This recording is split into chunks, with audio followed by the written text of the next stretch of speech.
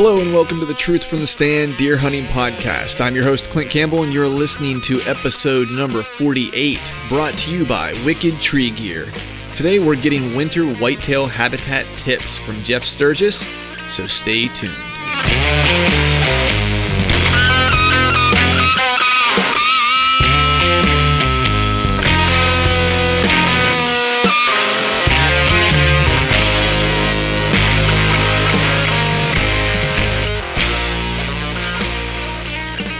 What is up, gang? You are listening to Truth from the Stand Deer Hunting Podcast, episode number 48. Welcome back to the show. Today we are taking something that was once old and making it new again during today's show. If you missed it on Facebook, I did a Facebook Live kind of announcing the most recent podcast that was launched with Mike Perry, and took that opportunity to kind of make mention that we were going to be launching or relaunching the DIY report. For those of you who listened throughout the fall, we did the DIY report. It was a every other week show that we did that was, I guess, what you would consider to be on the off weeks when John and I didn't do our longer format typical show.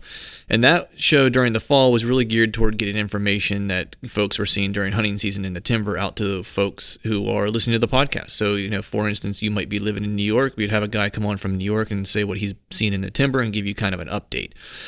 The plan for that show was always to kind of take that, and that was kind of the pilot run to see how it would work and stuff like that. And the plan all along was to take it and create a DIY report that would kind of run throughout the year. And this is the launching of that. So the goal of this show really is to give you guys out there listening a no bullshit approach to information I think that a lot of us as hunters are looking for, and habitat managers and DIY hunters and public land hunters, and you just name the category.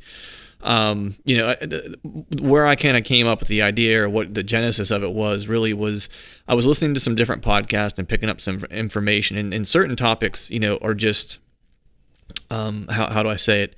There's a lot of information to cover, and when you get into an hour to an hour and a half long podcast and you cover as many facets of a particular topic in that hour to an hour and a half, it's a very immersive conversation. But a lot of times, for me at least, and I'm assuming other people out there probably feel the same way, what I heard at the beginning of the podcast, by the time I got to the end of it, I've already kind of forgotten. So especially for things that are meant to build on top of each other, concepts that you're supposed to kind of put together as time goes on, I really kind of felt like it was doing me a little bit of a disservice. So that was kind of where I came up with the idea, that and the notion that people typically learn things whenever they have smaller bite-sized pieces of information. So my idea was, why don't we take these larger concepts or ideas of whether it's habitat or how to shoot a bow or, whatever the case is, some things that are kind of have some intricate pieces, and let's take these into, break them out into logical kind of chunks that are easy to digest and learn, and that way we can actually give you information that is actionable for you at that moment in time that someone could actually take and use. So that's what the goal of this show is. So we'll have a few of these going through the rest of the year. We'll be referring to them as the DIY mini-series. And first up, since we're just fresh off the season, I thought a good approach would be to have someone on who we know is an habitat expert, because this is the time of year for any of those of us who have, a lease or access to private property or property that we can do some habitat management. This is the time when you really want to start to plan out your process for making your habitat updates, and then starting with, what we want to do is kind of go from winter into spring, into summer, and then ultimately into fall. And so today's episode is really focusing on what type of habitat updates you should be thinking of making right now. So what is the work you should be considering doing in the next few weeks? But then also, what are the things you should be thinking about that's going to give you good habitat for the winter season? So that is the conversation we're going to have with Jeff, and with that no bullshit approach, we're going to go ahead and just jump right into it. But before we do that, let's take a quick moment to talk about our partners and make mention of those folks who help us make this podcast happen. So Wicked Tree Gear, of course, you guys know that I love the saw, love their products. They're longest lasting, fastest cutting, toughest tree trimming equipment you've ever used. Simply put, the toughest saws on earth. If you're heading to the Harrisburg Outdoor Show, John will be there for a handful of days, and you should be able to go to Lancaster Archery and pick up any of their products, and probably be able to lay your hands on possibly and see some of the new products as the Beast and the Pro Blade. So be sure to check those out. Then, of course, Exodus Outdoor Gear, Life's a Passion, Pursue It. These guys are rad. I'll be at their booth this coming weekend, or actually it'll be after or before you guys will have listened to this. But don't forget that they'll be there the following weekend. I believe it's February 9th. So if you missed the first weekend of the outdoor show, you can head over to the second weekend. Exodus Outdoor Gear will be there. They'll have a booth. So head over there and check those guys out. They have awesome cameras. They got the new Trek camera that just came out. They'll be selling the Lift 2 in booth. And then they'll have a bunch of accessories that you can pick up too. And if you happen to miss them in both instances, you can head to ExodusOutdoorGear.com and check out their gear there and pick anything up. And then use the promo code TRUTH and save yourself some cash. So without further ado, let's go ahead and get this party rolling and talk with Jeff Sturgis about winter whitetail habitat.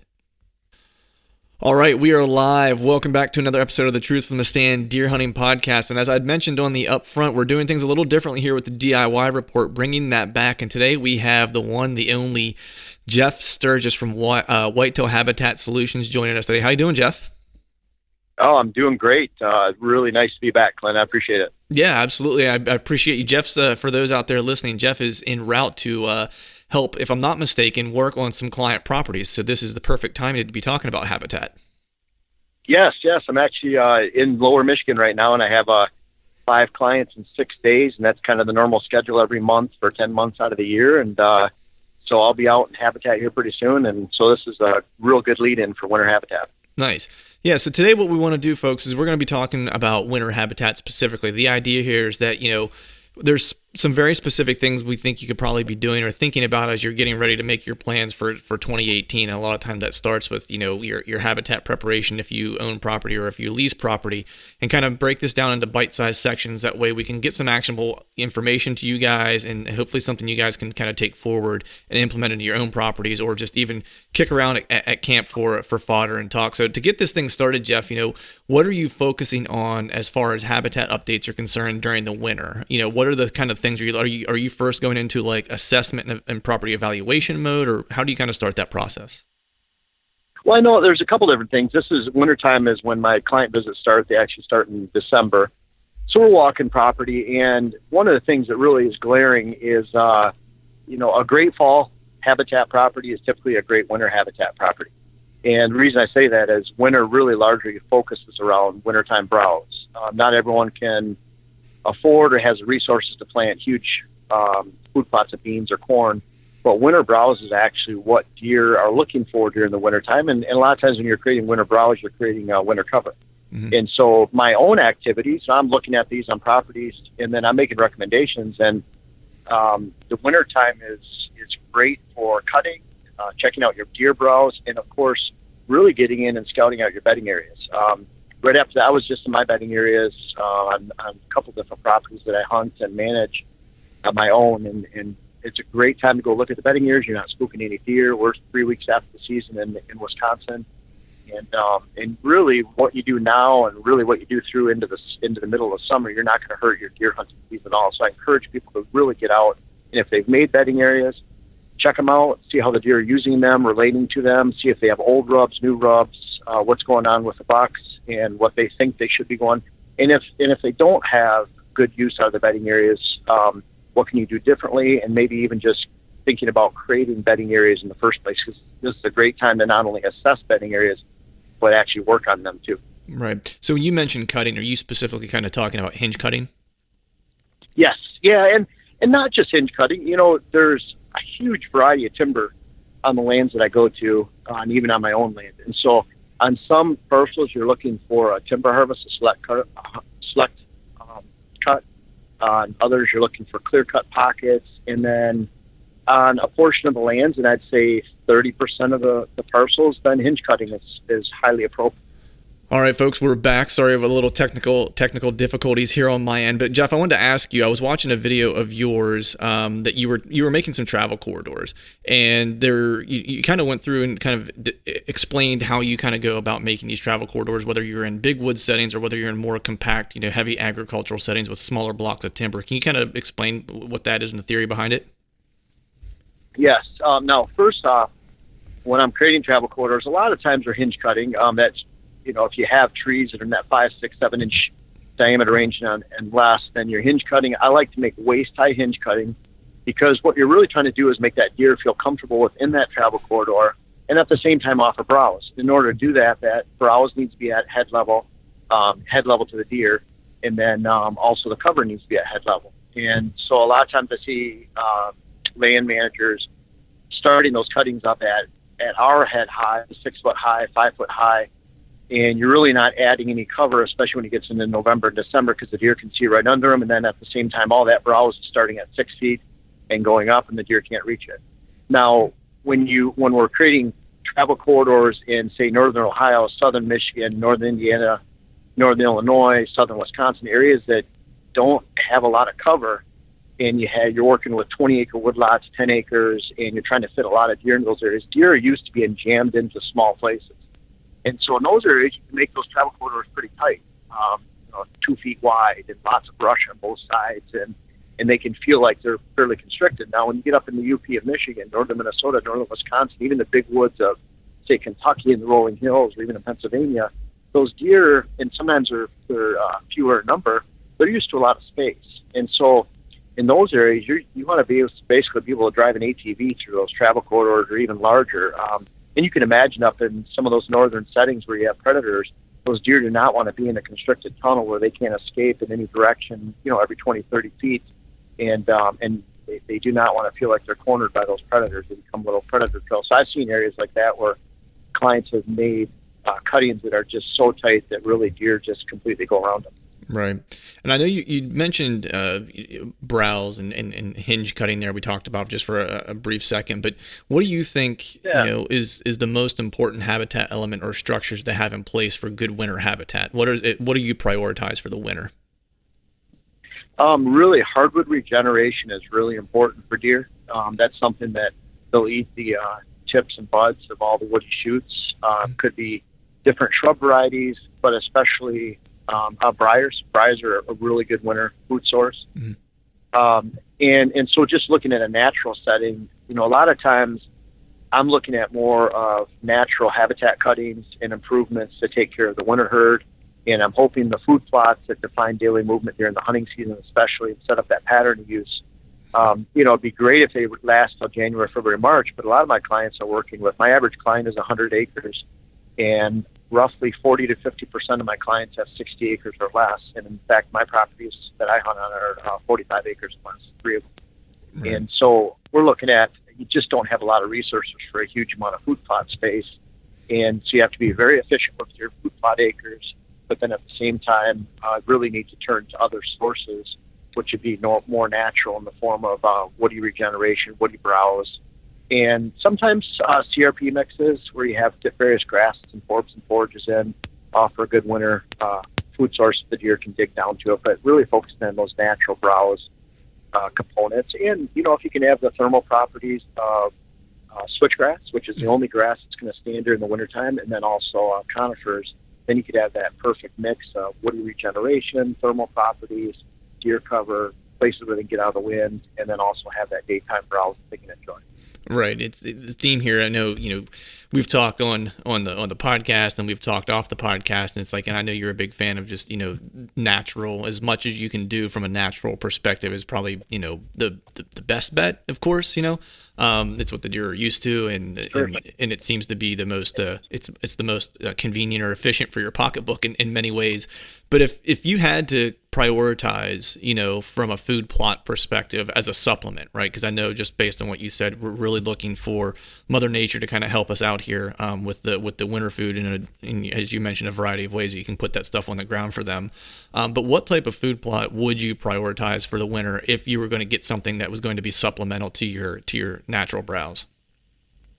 Well, speaking of limited acreage, I'd love to have standing beans or corn, but often, for example, on my properties of 45 acres, 50 acres and under, I'm working with 3 acres of food at the most on those properties. And so about 8 acres total between the 3 properties.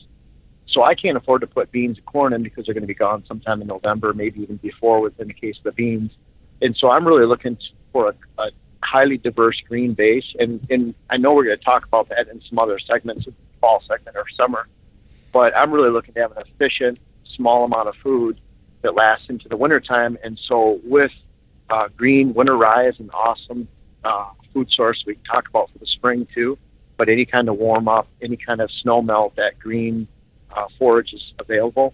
And I like to layer it so it's very thick, and then also brassica. So on all my plots, I have a combination of various types of cereal grains like winter rye, oats, which are browned out by December, January, and then winter rye, which stays green all winter long, along with the winter wheat. So between that, and then I'll have peas and sometimes late planted beans, but those are all gone. And so really what you're left with during the wintertime is whatever's green, which includes the winter wheat and the winter rye, and then also a good brassica plant. Right. Interesting. Any? Do you ever I guess use any types of beets or turnips or anything with that's has a bulb for them to kind of paw up? Yeah, and that's what I refer to with a brassica plant. Okay. That whole family includes turnips, and I like both. Say a purple top turnip at less than 1 pound per acre, because you don't want to take over a field, and then also 7-top turnip or forage turnips, which puts a lot more effort into the actual forage and green leaf than the bulb. And then also, of course, radish. Mm-hmm. Radishes I really like, tillage radish in the mix, and then also trying to think of the other ones, so turnip and rape. Mm-hmm. So there's various forms. I don't like dwarf Essex rape because they don't call it dwarf for nothing. There's really not a lot to it. Right. Compared to some of the more deer-specific varieties. But if you're getting that combination of rape, turnip, and then radishes on the land, then you're going to have a good mix of bulbs and a lot of green top to last through the season. Right. Nice. Yeah. It sounds really, in addition to the natural browse, you really want to kind of provide them a buffet that's going to be kind of hitting at different times of the year. I think is kind of the theme that I'm hitting, or at the different stages of the year, they're going to have something as supplement. Right. And that winter browse is really important. I'm looking for the food plots to really direct traffic and set up the property movement for the entire fall. And then you have that carryover into the winter. And then that's when you really start to focus on natural. But natural during the winter, you really need natural during the fall too, so that the deer have actually browse during their bedding areas, which they need to feed on twice during the daytime hours in their bedding areas. So that browse is critical to have, or you're just not going to have deer that want to bed in those locations during the fall. So I'm sorry. I wanted to move to. Now I had this one circled because I want to say that I don't know that you and I've ever had a conversation that switchgrass didn't come up, and you mentioned it earlier, and I know you're a big fan of switchgrass. Yes. So I wanted to talk just a little bit how you like to use it and what it contributes to in terms of winter habitat. It's a really important grass habitat that's easy to establish on parcels. And what I like about switchgrass, it is, especially in the northern states, northern meaning New York, Pennsylvania, Ohio, Indiana, Michigan, Wisconsin, Illinois, over into Iowa, Missouri, and on up into the Dakotas, Minnesota, Wisconsin. It is the only grass that's going to stand up to a northern winter. So big blue stem, little blue stem, Indian grass, by the time it gets into January, February, it could just be laying flat. And if it's laying flat in December and January, then it really didn't do anything for your wildlife herd that was important, or wildlife population that was important. And the reason I say that is, it's not just about the deer too. You have deer cover, and then rabbit cover, pheasant cover. And if all that cover is gone during the wintertime, then where do those wildlife populations go? Right. And so it's really important to have that switchgrass that stands all winter long. And at the same time, everyone looks at switchgrass as a bedding mix, and it is a bedding variety, but at the same time, the switchgrass is not a food source. And so kind of like conifers, whether it's red cedar, spruce, pine, deer have to have forage within that cover. So switchgrass is a base cover. I like planting it pure and strong and tall. Most of the areas we're using cave and rock switchgrass, and it grows 6-7 feet tall, very thick. And I want that, let's say we're going to plant it in an old field and take over and create deer habitat. You can implant that in about 40-50% of the entire field, basically surrounding the field, and then also creating pockets within that switchgrass of early successional growth in the form of broadleaf. So I'll actually take a grass-specific herbicide, kill out the switchgrass, or just don't plant those areas and kill out any other grass, because, again, that's not equaling any food. All those pockets, which total 40, 50, 60% in that switchgrass field and scattered, would basically create broadleaf what stock growth that would offer daytime browse for the deer. And so when you have that switchgrass that grows appreciable and can reach full growth, 6-7 feet in 2 years, two growing summers, and then it surrounds all that browse. It's a perfect combination of quick, high impact cover, thermal cover, but at the same time offering browse to the deer during their bedding hours, can feed twice during the day, because deer feed 5 times in a 24-hour period. That's twice during the nighttime, twice during the daytime bedding hours, and then once in the afternoon food source movement, which we'll talk about later. But that's the most important feeding of the day, but really have to have that food in their bedding areas, and that's what that browse does. A lot of times before, you can spread box elder seeds, maple seeds, allow it to grow into early successional growth, goldenrod, ragweed, maybe some clovers, alfalfa, they'll pop in there, but it's all that good daytime browse that deer need, surrounded by switchgrass. So really great 1-2 punch. Yeah. You can easily convert a field into, I have a field, I have some videos on YouTube, but the field we work on a lot, it hasn't been agged since the 1950s.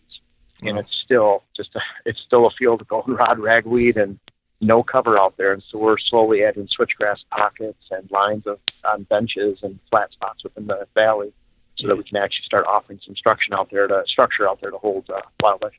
Yeah, it was interesting because I'd watched that video, and you and I were talking at ATA, and we were talking about switchgrass, and I actually watched that video whenever I got home, because it's similar to the property that my dad has, where they're like there's a few open fields. It's almost a 60-acre property, and those 2 fields really, they don't do a whole lot for the hunting. We are going to put some food plots in this year, but like you just mentioned, like there needs to be some structure to those fields. That way there's some type of patternable, travel, highways, if you will, or corridors that they'll follow based on the structure that we provide them through switchgrass. The other part of it too is that some of the best hunting spots, at least from my intel for this year, are near those fields, but they're really hard to get into because there's no cover for me to be able to get into a stand location. I'm kind of out in the open. So part of it too is providing some type of screening for me. So after watching that video, I've been kind of called the old man. I said, hey, I think we need to think about some switchgrass. Yeah, and the great thing about switchgrass is it grows just about anywhere. It's not real soil or pH or fertility specific. The only thing bad about it is that, it grows great. In 2 summers, it can grow to a full height of 6-7 feet, very thick. But the bad thing about it is it's very susceptible to weed pressure. And so if you don't eliminate the weed growth and really are diligent about that, then it can easily be overtaken. So that's the main failure I see with switchgrass, is that fairly easy to plant. Frost seeding on open soil, even in old ag fields, is a great practice in February, March. But you really need to control with chemicals. I recommend simazine by the mid to late March. That's a pre-emergent. And then switchgrass will not germinate until soil temperature is about 58 degrees, which is right around the temperature of corn. Mm-hmm. And that's not till right around June for most areas that we're talking about. And so you can get actually a couple sprayings of glyphosate in mid-April, mid-May, which will not kill the switchgrass before it's emerged and germinated. So you can really control the weeds effectively, but you have to do it. You can't skimp on weed control, or you're not going to have a switchgrass field. Nice. That's I'm making a note actually on a piece of paper now to make sure that I do that. Yeah, and I have that in videos and blogs and articles and all that kind of stuff too. So right. There's some information out there for follow-up too if people want to. Right. And so to wrap up the winter habitat planning section, let's get just a couple tips for Jeff Sturgis tips for assessing a winter plan and winter habitat. Well, first, I'd really get in there and scout those bedding areas. A lot of landowners are making deer beds and bedding areas, buck bedding areas. And it's really important to get in there and just see how those deer are relating to it. And you're going to see some patterns that develop of why they're using them in some areas and not others. And then, of course, really trying to enhance on those practices that are working and applying to the rest of your personal. And if you don't have bedding areas, this is a great time to get out and start cutting, putting some lumber on the ground, maybe some hinge cuts, getting some planning for some regeneration in the spring, but then at the same time putting some browse on the ground for the deer right now. And so really take an assessment of your bedding areas. If you are going to put some switchgrass and some idle ag fields that you're converting to deer habitat, February and March is also a great time to frost seed into that, and even on a skim of snow, and expect good switchgrass growth this summer if you control the weed pressure. All right. Well, there you have it, folks. Tips from Jeff Sturgis. The guy knows what he is doing. So I'd make sure to follow his advice here on the winter habitat planning. Jeff, thanks so much for coming on and sharing some of your tips for winter habitat planning. Yeah, thank you very much for having me, Clint. Always enjoy talking. All right, folks, that is a wrap for today's show. I'd like to thank Jeff for joining us. If you haven't already, be sure to head over to whitetailhabitatsolutions.com and check out Jeff's blog. He's got a bunch of great articles, anything you could possibly imagine under the sun for whitetail habitat information and knowledge. So be sure to check that out. If you'd like to take a little deeper dive, Jeff has written a couple books that I highly recommend. I've actually read a couple of them. Whitetail Success by Design, I highly recommend. Mature Buck Success by Design, and Food Plot Success by Design. So be sure to check those out if you're looking for a deeper dive in the type of information Jeff was sharing. Also, want to make sure to give a big thank you to all of you out there who are listening. And if you haven't yet, if it's not too much to ask, head over to iTunes and leave us a 5-star rating and subscribe to the podcast to make sure it shows up on your mobile device each and every week. And we'd be super appreciative if you would do those two things. So thank you very much. Before we shut this thing down, I need to give a big shout out to our partners that continue to help us make this podcast possible. So a big thank you to Wicked Tree Gear, Exodus Outdoor Gear, Tecumani Seed, and Glacier Coolers. And until next time, we'll see y'all. Rationalize yourself in numbers, but I gotta